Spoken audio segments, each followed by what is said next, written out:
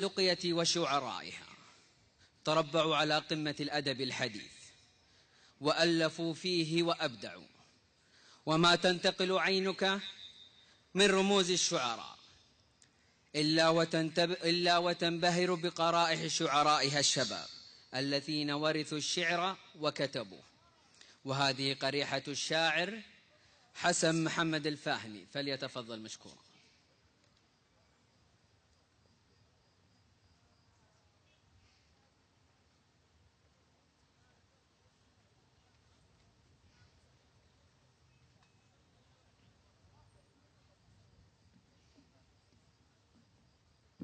السلام عليكم ورحمة الله وبركاته. سعادة المحافظ، شيوخ القبائل، رؤساء الدوائر الحكومية، الحضور الكريم، أسعد الله مساكم بكل خير.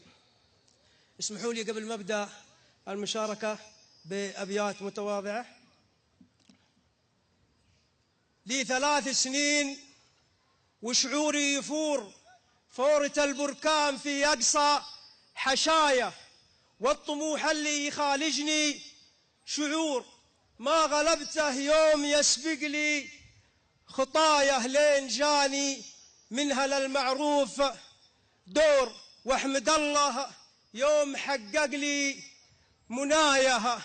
جيت برد وجيت نار وجيت نور، والأماني ترقص في زفة غناية، ويش عذري لا حصل مني قصور، يا عسايا هات جمل يا عسايا، في محايل لي عروق ولي جذور، ولي حزام لا تزايد بي بلايا، قوم واحدهم على العليا جسور، تحت شيخ جعل تحفظها العناية، وفي محايل نهضة العزة تدور، كل يوم وكل ساعة به حكاية، من رجال المجد وافينا الشبور، لا ذكرنا المتحمي نعم الكناية،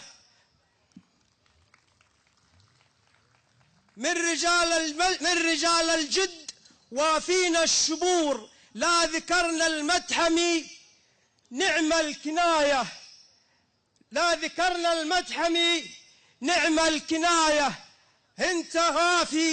انت وافي وانت حلال الامور، والثقة جاتك من راعي الولاية، سيدي فيصل عسى عمرها دهور، الامير اللي على نهج ودراية، لا ذكرته فاح من شعري بخور، ولا مدحته ما مدحته للدعاية، راعي الحكمة ما يسبق بشور، كل شور بعد شوره وبعد رايه.